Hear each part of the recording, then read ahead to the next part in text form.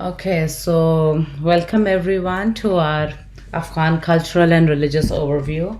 And let me start with a prayer. And for today's prayer, I actually picked a small story from Jewish Hasidic tradition, which is one of my favorite stories that I would like to share with you and very relevant to what we are doing.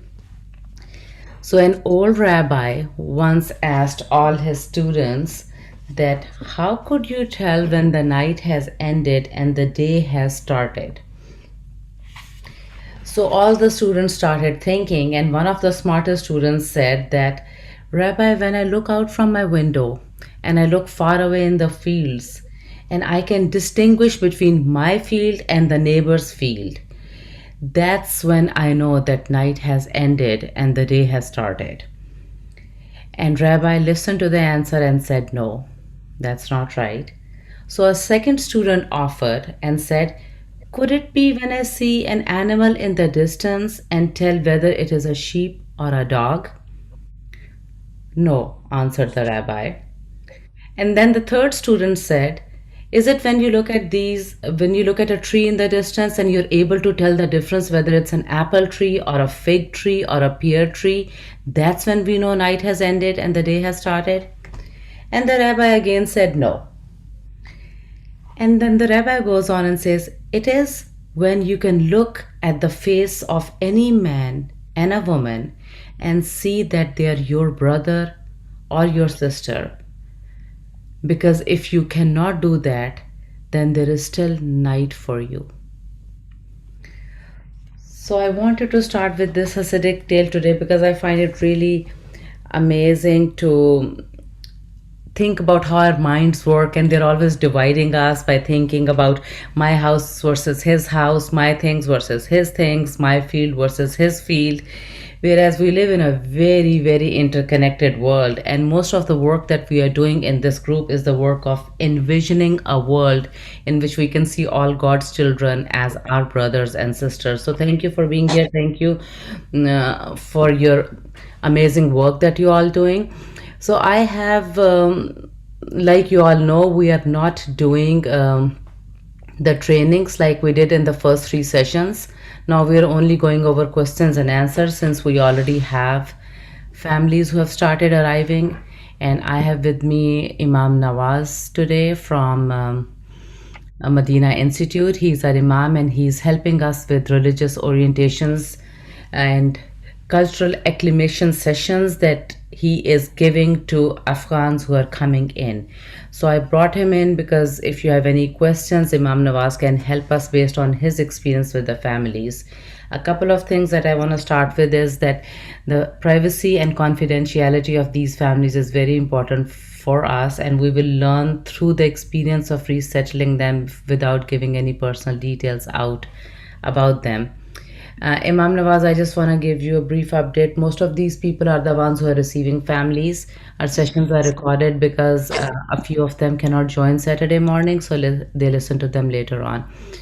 Two things that I've learned from this last few days of experience, which I want to share before you ask your questions, is number one, as you're preparing for your families, one thing we initially thought is that the women might need traditional clothes because they're really comfortable wearing them and they are not available in America. So we prepared a lot of traditional clothes that we are sending to all the congregations, and I think it's really important. We'll continue to do that.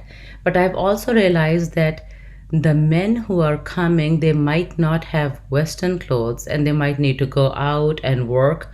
So we also want to prepare some Western clothes and to be delivered to the families in case they don't have any Western clothes. It would really help them to integrate as they go out and feel less conspicuous in markets and other places. So that's one thing you want to check as your families come. The second thing that I wanted to highlight as these families come, like we people who come from Southeastern cultures, we have a special bread that we make in very specific ovens which are not available here. So, and they're very, very expensive to purchase. They cost thousands of dollars. So it's quite possible that you hear from your family that they want to make their own breads and if they can get that oven. So I'll tell you from my experience and experience of hundreds and thousands of immigrants that very soon we learn how to make our traditional bread in an American oven. It takes lots of tweaks, but we do get there, and we would love to teach your Afghan families how to do the bread in an American oven. So these are the two things that I've noticed about these two families who have arrived so far, and I thought I will share them with you. We have two more coming today, and as we learn more, we'll share more with you. We also have Dr. Ali Khan with us. I want to introduce Ali, who has been a phenomenal asset in receiving the first two families and settling them down, and he's also here if you have any questions. Ali, just want to give you a small update. We've been hosting these sessions for the last several weeks. They are recorded because several people cannot join in Saturday morning, but they do listen to them later on. And the whole purpose of these sessions is that all these congregations who are hosting, if they have any questions, concerns, they can ask, but more importantly, so they can prepare themselves better and get a little bit acclimated to Afghan culture to receive these guests. So, with that, I'm going to open it to you. If you have any questions, concerns, or what you're thinking, feel free to ask Ali and Imam who are here with us today.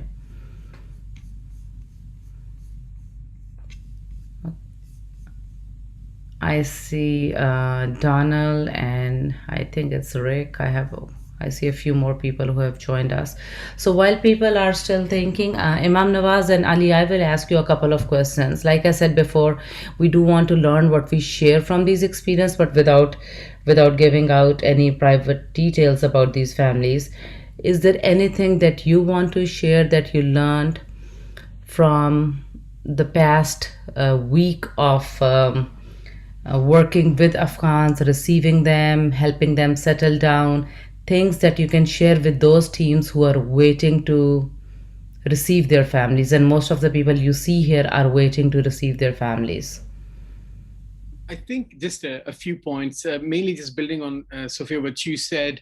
You know, the same things that apply to humanity over here obviously apply to humanity over there in terms of just the two families. Obviously, all of this is confidential, so we can share some specific details. The first family, you know, the man, he was wearing Western clothes. He was wearing jeans and shirt and a jacket. You know, the second Afghan family, you know, he was dressed in traditional clothes.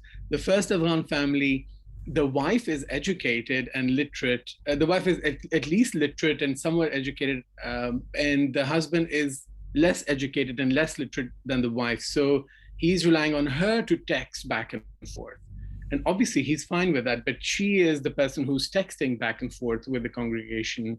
And before I guess I also wanted to thank the congregation for, I mean, an amazing work that you all are doing. I mean, the pantries are so well stocked. They felt so comfortable, and they see a friendly, what they think is an American face, you know, and they come in. I think it's really sort of encouraging for them that things are going to be okay. So I wanted to thank the congregations for everything that they've done with these two families. But I guess the point that I was trying to make is that there's a few generalizations that we can make, but mostly, just like here, it just comes down to the individual family, to see what their unique dynamics are. The first family, for example, they're very equitable. The husband and wife, they interact very equitably. She is helping him much more. In the second family, the wife and the adolescent daughters, I mean, they're sort of not very active at all. Even with me, I had my sister with her, so they felt much more comfortable. But I was a little bit surprised because he had spent time in Pakistan, which is a little bit different. But I was expecting that his family would be sort of more open. But it So was the Ali, and without identifying first family or second family, what we can say basically is that it's quite possible that when you receive a family, one of the family members have enough English that they can speak for themselves and also interpret for the rest of the family as well. So there is a possibility you can have one or two people who can interpret for the rest of the family because of their language capacity. Is that right? I agree. I guess it makes it a little bit harder, but the key is going to be to see the individual dynamics of the family that are coming in, just to observe, to see how comfortable they are. A lot of them, as we discovered in one of the families, they have some working English, working knowledge of English or of Urdu, which is a more common language, but they're too shy to speak. In one of the families, the adolescent sons, they actually spoke communicable English. So just studying the dynamics, and after they become comfortable, I think you'll discover that communication may become easier. Just the individual dynamics of the family. Interesting. Okay, I missed that. So that's a very important. We in our first session in Afghan orientation, we talked a lot about communication. In fact, half of the session was about communication. But this is very interesting. So you're saying that look for the individual, look for the family dynamics within the family members, and see which one, and that will become evident very quickly, that how they communicate with each other and how they communicate with you. Interesting. Imam Nawaz, would you like to add something to that, or any point? Thank you so much. Can you all hear me now? Yeah. Yes, we can hear you. I would like to thank everyone for the great work, and I could literally see that the families that are coming to Arkansas are very happy with the way we're receiving them, and with the way the housings are provided to them and all of that. One thing that I've noticed is, and I would want to also share, one of the family, this is, I think, Afghan's culture. I know I'm originally from India, but I'm just like slightly familiar with an Afghan's culture based on my little experience in USA with some of their families. But as per I know, maybe Dr. Ali Khan can correct me, they're very welcoming people. And it's their tradition and culture that they will not allow anyone to leave their home without eating or drinking. So they're like very forceful often in terms of feeding, or asking to offering some drinks, and often they might get I didn't see that in these families that we have, but sometimes they might get offended if we reject the offer. So it's just the culture, it's just the way they're raised, and it's also part of sort of religious also in it, ethics actually, that you make sure no one leaves your home without being fed or without being at least drinking water. So I felt, one of the key person who was hosting them felt uncomfortable when the Afghani family was kept on insisting him to eat. No, you can't leave without eating. So I just wanted to let everybody know that it's in their tradition, it's in their culture, that they just don't want anyone to leave without having anything to eat and drink. So That's a very good point, Imam Nawaz, you brought. And before I forget, let me remind you all that when I sent the grocery list out, I asked, we requested, or we added tea in the list.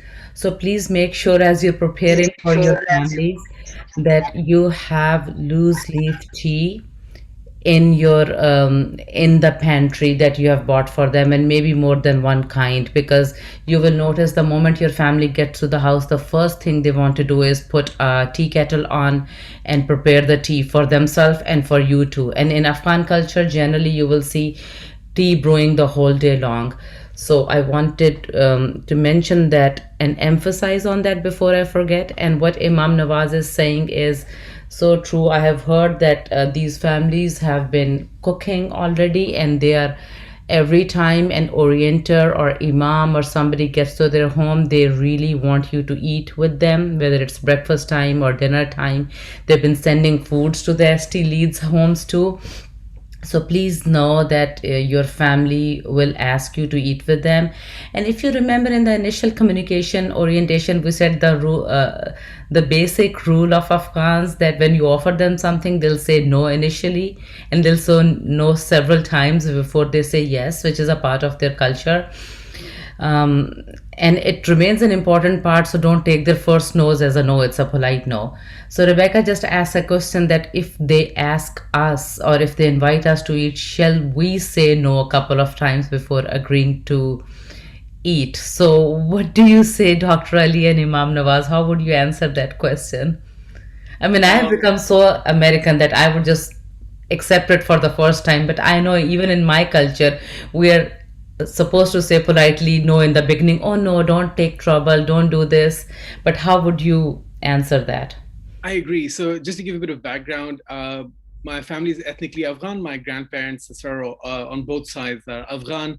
I was born in Pakistan, but we maintain strong linguistic and cultural ties and religious ties with my extended Afghan family. And I still have some relatives that are currently in Kabul.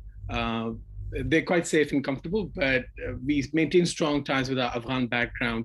Coming back to the point that Sophia and Imam Nawaz just made, I think everybody is perfectly on point.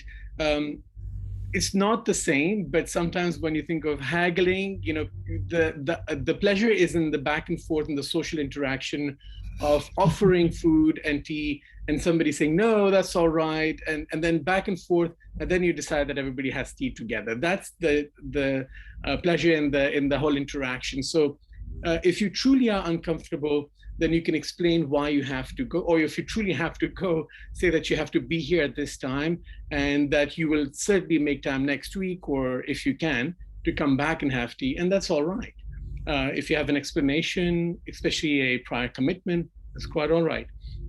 But otherwise, if you can sit down, then saying no a few times back and forth is totally okay. If you truly can't make it and you have to be somewhere, just explain that you have a prior commitment with a colleague or a family or a friend, and the next time you'll have a cup of tea. So that's totally acceptable. And the back and forth a few times, no times, that's totally fine as well. So it also will, so one thing to remember, that saying if you cannot sit down and you have to go and you're saying no, that no might not be taken seriously because of the concept of three polite no's that we talked about earlier. So if you really cannot sit and eat with them, you have to tell them specifically that you have to be somewhere and make it very clear to them, or your no will be taken as a polite no before a yes comes in two more asks. So that's an important thing to remember. Um, so we talked about clothes that we should have for them, Western clothes for men and traditional for women. We talked about the oven. Is there anything else that comes from your experience with dealing with refugees that we should that preparing for, or is there any question from the group?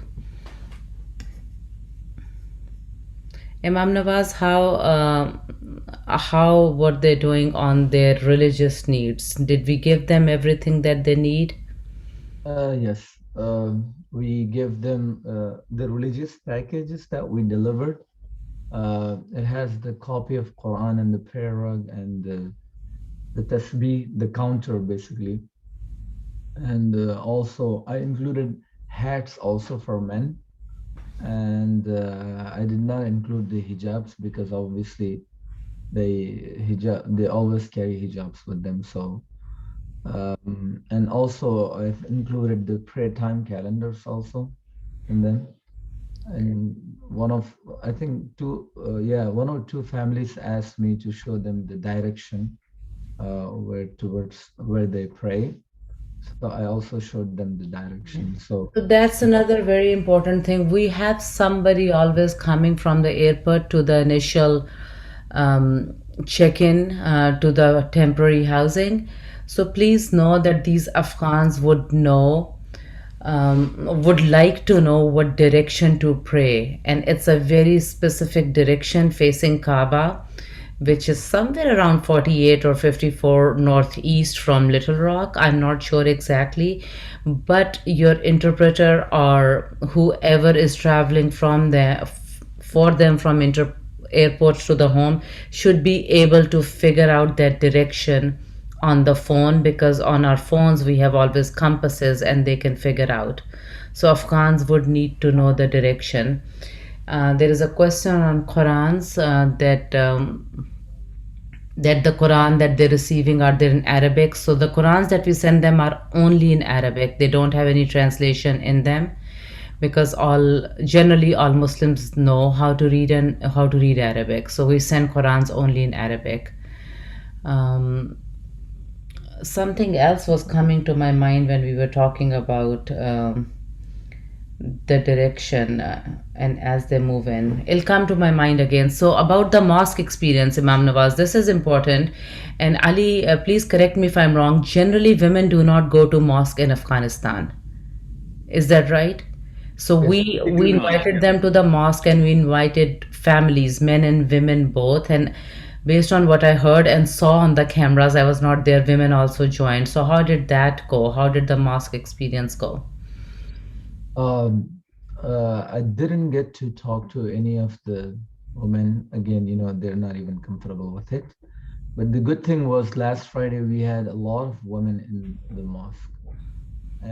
So because it was a holiday, and a lot of teenagers came, and a lot of men also were there. It went pretty well. They came by 1:15. They arrived, and they prayed with us. I made an announcement afterwards that we have two families landed in Little Rock. So some of the families, some of the people who were able to speak the language, they welcomed them and they talked to them. They felt happy with that. They just greeted and met uh, some of the people. We had two women who speak Pashto. They were at the mosque to greet them. So, those of you who are waiting for the families, I'll tell you that Friday prayers are very much like for Christians, Friday prayers for Muslims are like Sunday's congregational prayers for Christians. So it's important. But back home, back in Afghanistan, only men go to mosque, whereas the culture is very different here. Men and women both go to the mosque, because mosques are not only prayers of worship, centers of worship. They're also a center of community where you come and meet people and get to know them and start making those networks and bonds within the community. So I would strongly advise you that you do your best to send your family or bring your family to the mosque every Friday. Drop them by 1:15, because the prayer starts at 1:30 and it's only an hour long prayer. Pick them up by 2:30. All the COVID guidelines are followed there. We had Pashtun male and female community members present at the mosque to receive them and welcome them. I was not there, but I was watching in the camera, and I watched these young Afghan girls walking through the mosque throughout the rooms. So I'll talk to my team how did it go, but apparently it seemed it went very well. I talked to Sumaya, who's one of our interpreters who received them, and she said that the women were really happy to get to know other women and talk to them, and they were excited to know that they could come to the mosque. But I don't know any more than that. I hope that answers the question, Rebecca. And also, Rebecca's asking, can hosts join their guests in the mosque? Yes, absolutely, they can. Actually, my admin texted me that last Friday was very unusual. We had a lot of people in the mosque and we were overflowing. So he was not able to provide chairs to all the guests. And by guests, I means the sponsor teams and non-Muslims. But Friday prayers are open for everybody. We start at 1:30 with a sermon, and then the actual ritual prayer is at 1:50. So there is a 20 minute of sermon from 1:30 to 1:50. There is 10 minutes of prayer from 1:50 to 2, and then after that people just stay and socialize and mingle. So everybody is welcome to come. You don't have to be a Muslim to be there. There is only one restriction that every mosque would have, that you, before you enter the prayer hall, you take your shoes off and you enter and bare feet. And you will see that many of you have been to the mosque before. You will see that where to take your shoes off and how to walk in there, and there'll be greeters there to welcome you and take you in, so no problem with that. Feel free to join your family and stay back with them after the prayers are over. It will give them comfort too, actually, because it will help them see how the communities are integrated, Muslim and non-Muslim communities. And one thing I keep on hearing from my teams is that the families who have arrived so far happen to be very social families. They're eager to they're eager to learn about American culture, and that's what Dr. Ali told me, which I hope all the families are like that. There is no guarantee, but Dr. Ali told me that these families are very eager to integrate and learn and get to know the Americans, which will, I hope, make it very easy for ESL if they're so eager. Is there any comments on that? I agree. My sister and I were there for the first two families. And my sister has lived here for 25 years, recently moved back, and I've lived here since 2005. So we both got the distinct impression that they were very, very grateful to be here, very thankful to be finally in a secure place, felt very welcome by the host congregations, and that they were eager to start a new life. For family number two, they have adolescent kids, and the kids kept asking if there is football or soccer available in schools in America, or if they have basketball available in schools in America. And I said, I reassured them that I'm sure there will be. So they're looking, I guess the point is that with the conversations such as these, even with the children, the older children, you could tell that they're looking forward already, and that they're trying to forget the trauma from their past. So that was very encouraging to me, just as a physician talking to them, and just as a fellow Afghan.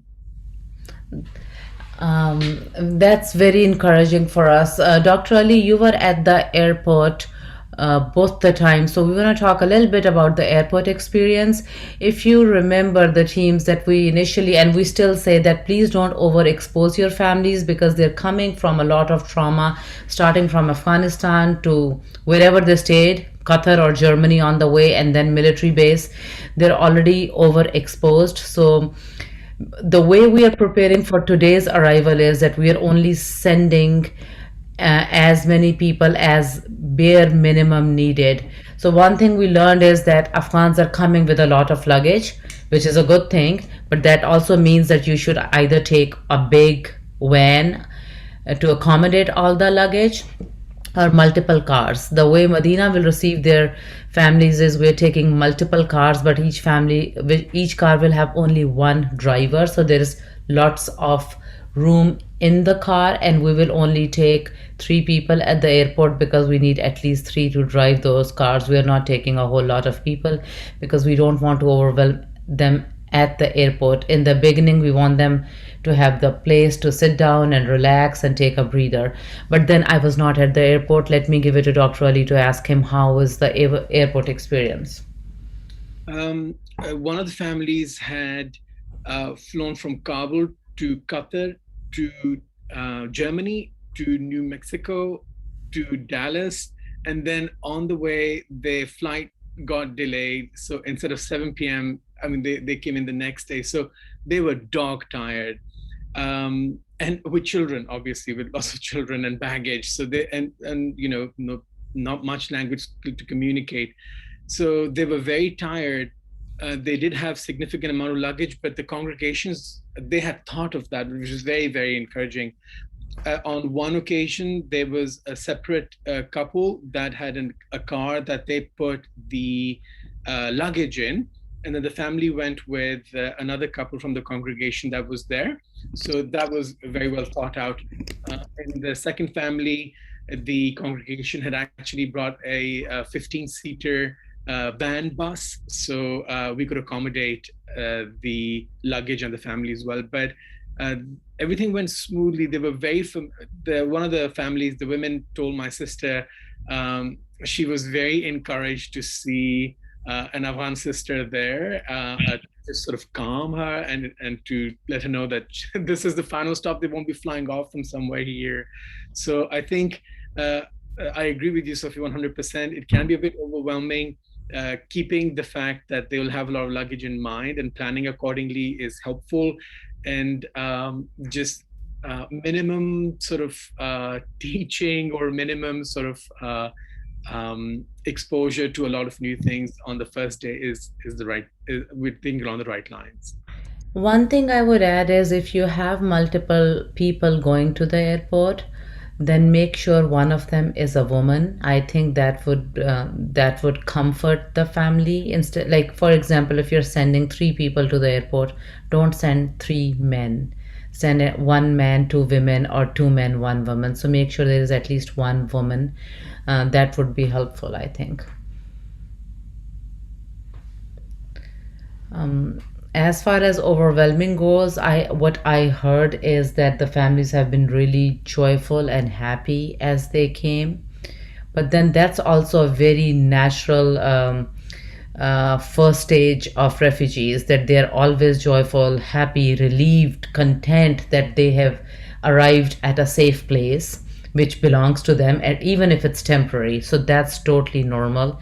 But very soon that happiness and contentment will turn into anxiety and loneliness. So it's, as much as we are going to minimize overexposure in the first few days and over teaching in the first few days, we also want to make sure that after the first 2 3 days are over, we maintain constant, continuous connection with them, so they don't fall into depression or anxiety about what happens next, which is also natural. So watch for any red flags on that.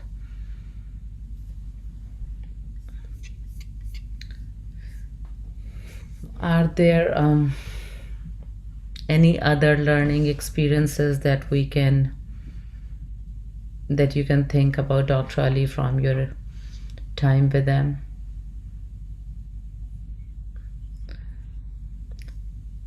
I think the ones that I interacted with, the congregation, the families, and the setup was very well thought out.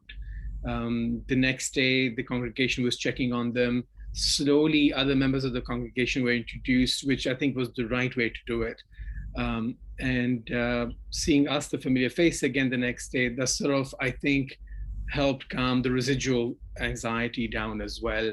And then we were able to sort of explain how the process was going to go a little bit more as well. So that was helpful. It was very well handled for the two family units that I saw. So when it all the teams should have the orientation schedules. So Catholic Charities and our caseworkers have scheduled three immediate orientations that Medina team is giving them. So first orientation happens as soon as you arrive to your temporary residence from the airport, and that you will definitely have somebody from Medina. It could be Dr. Ali who's here, but it could be Syed or Adnan or others. And then second orientation happens next day with Imam Nawaz, and then the third orientation is on day 3 and 4, either day 3 or 4. And I think all of them help a lot because we have at least one Pashtun or two Pashtun in each of the orientations. So Donald asked about informal interactions. I don't know much about how each organization is doing. Maybe Rebecca can speak to that. I do know of how Andy, who is with Second Baptist, he checked on his family daily, every day, at least once a day, if not more, who is the host or key point person for one of the families. And when he was leaving, he was not able to check on the weekend, which just started yesterday. So he emailed me and his team lead that he's leaving for the weekend, but somebody else should be checking in. So our team is giving them an orientation right now today, and tomorrow they have another person checking in. So I know that once a day has been a minimum routine for informal check-ins, but that would be a good question that Rebecca can maybe ask the teams that what was too much or too little. I can tell you our schedule at Medina. So the way we will be dealing with our families, we will be doing multiple check-ins a day because of their very close proximity to the mosque. They will have access and connection with the community maybe even several times a day. So we and our family will have younger kids too. So our plan is to check in with them at least 3 times a day, which will be potentially meal times, and ask them if they have any needs. They want to come to prayers, they need something for the kids, they want to go to the groceries. And those check-ins will be done by multiple people. We will have a male person checking in on them, we will have Imam Nawaz checking in on them, and his wife checking in on them. So that's how we are doing it. I'd like to jump in here and say that I think with most sponsor teams, 3 times a day will be way too much. They've got some unique circumstances at Medina, and that's why they're going to do it so often. But the first week or so, there's a lot of activities that have to be scheduled. And so most of the interactions will be formal, except that, the Afghan families are very likely to invite you to tea or dinner, and then it suddenly becomes informal. So, yeah, I would definitely not have people going there 3 times a day. At least once, make sure that somebody's checking in with them at least once a day for the first week, and then we can talk about after that with your caseworker, depending on the special needs of each family. Who's speaking? Well, Rebecca has a very good point that our circumstance at Medina is very different. I do know Second Baptist was doing check-in only once a day, but we will do multiple for their safety too, and to make sure that they understand the housing dynamics that we have set for them. But anyways, there is a question, Tamara or Martina, sorry. Yeah, I wanted to know who was speaking. That was Rebecca. Yes. That was Rebecca. Okay, I can't see her, so if you don't have your video up, maybe you can say who you are when you're speaking. Okay. I think I know I would like to be checked on at least once a day, maybe twice a day. As a non-native speaker of English, when I came, I was 16. I was frightened, traumatized from my year in Iran. And I remember, and I think this is true for most new English speakers, that comprehension comes long before you're willing to speak and put yourself in my teenage mind at risk of being laughed at. And even in my mother's case, being afraid of being embarrassed. So I think as we're learning their level of English, let's not automatically assume that they can't understand us. And I think Americans tend to, when someone has a questioning look on their face, often raise their voice and in an attempt to, if you don't understand me, maybe you can't hear me. And I think that is, I remember, to me, back when I went to Central High School, it was almost, because of where I had lived prior to me, that was always like a frightening thing. I would step back, and I think where our Afghani families are coming from, the environment that they have left, they probably will have similar feelings that I had having left a revolutionary country. So I think it's just really important to try to understand that their silence may not indicate a lack of understanding. That's a very, very important point, and actually that's still true to this level. Very, very, there are many cultures in which the verbal communication is very different from US culture, in which we say everything verbally and we affirm and we reaffirm. everything. So silence, whereas in other cultures you simply nod or stay silent. So silence does not necessarily mean a lack of understanding. That's a very important point. And thank you for raising it up, Martina. This is Donald. The reason that I heard you talking about going and checking on them, and for us it will be a stairwell between us, so it would be convenient to just check 2 or 3 times and just say, "Do you need anything?" Is that too much? I would say it might be, because in particular, because you're right there. So,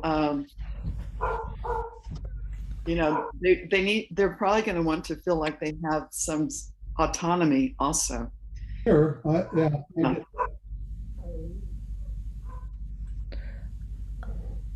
I would say, Donald, it depends. I would say study your family well.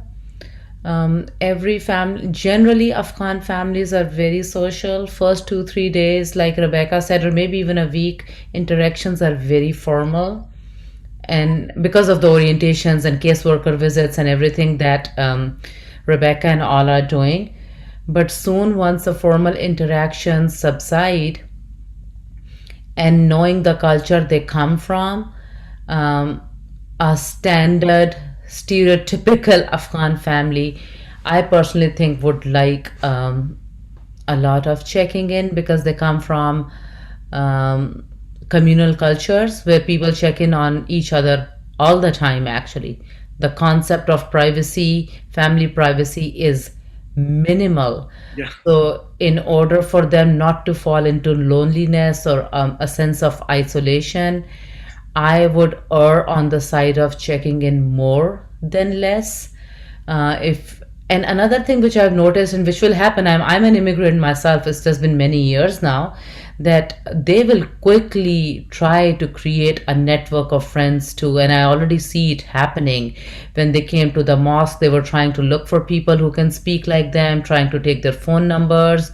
And when they find somebody that they can speak Pashto with, they're inviting them over for meal. So you will see an effort on their behalf. And of course, I'm generalizing that. I'm not saying every family will be like that, but more will be like that than less, that they would want to have a social connection, because the Afghan culture generally puts a lot of emphasis and value in having social networks. This is an inherent part of the culture, that your value is embedded into who you are as a social animal. And when you come here and after initial interactions subside, uh, it's kind of a sense of loss that is going to overwhelm you. So I think that Afghans would really like and enjoy and need social interaction and checking in. But then let's see. Do you have anything to say on Dr. Ali? Could I just add? I would agree. So the American concept of privacy and autonomy is doesn't translate well over to the Afghan culture. I don't want to say there is no autonomy and no privacy, but the concept of autonomy and privacy is very different. Families and neighborhoods and family compounds are very enmeshed. As a matter of fact, oftentimes children are raised by several families, not just one mother, one father. Like, so the neighborhood kids would come eat at our house, we would eat at the neighbor's house. So that was very understood.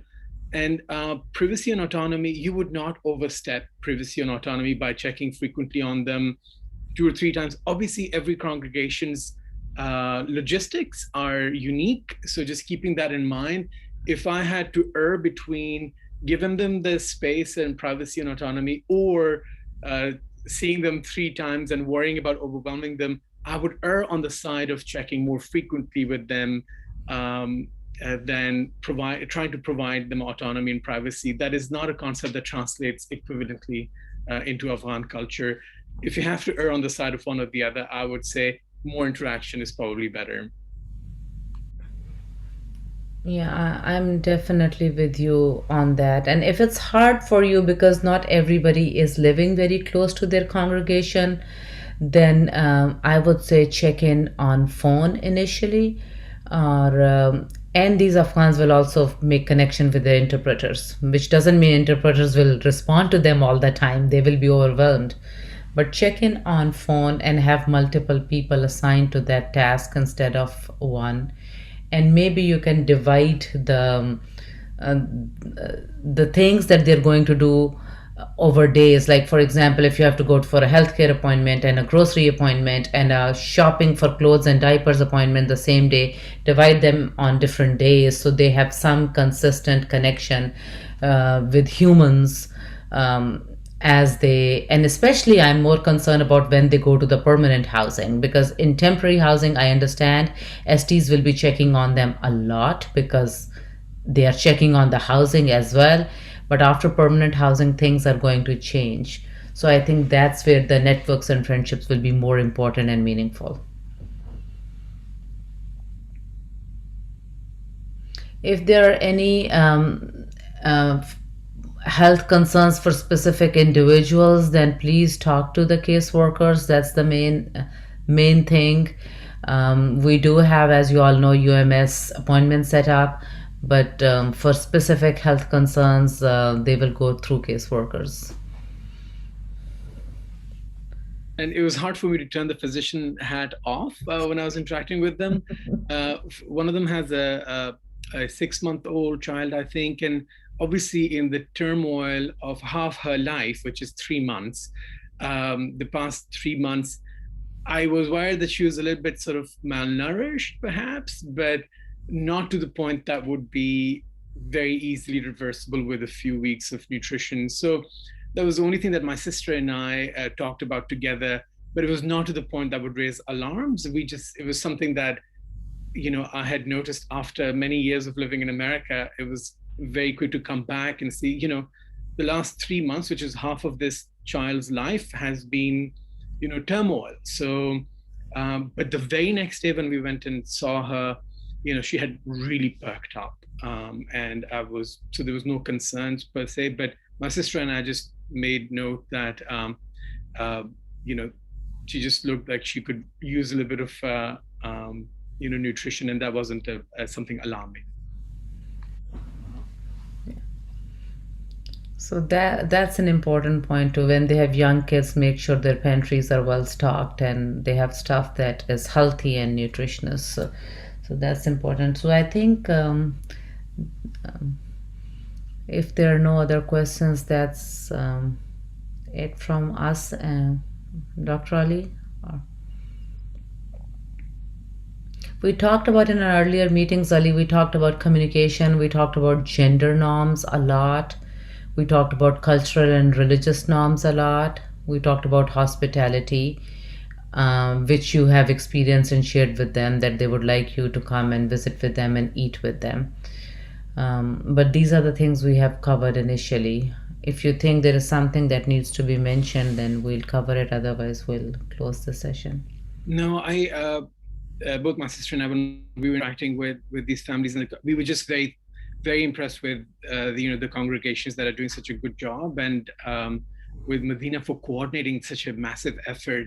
It's just I'm very hopeful that the Arkansas example is going to be held up for other states to follow. I think it's being unrolled very well in a very organized manner. So I just want to congratulate everybody involved.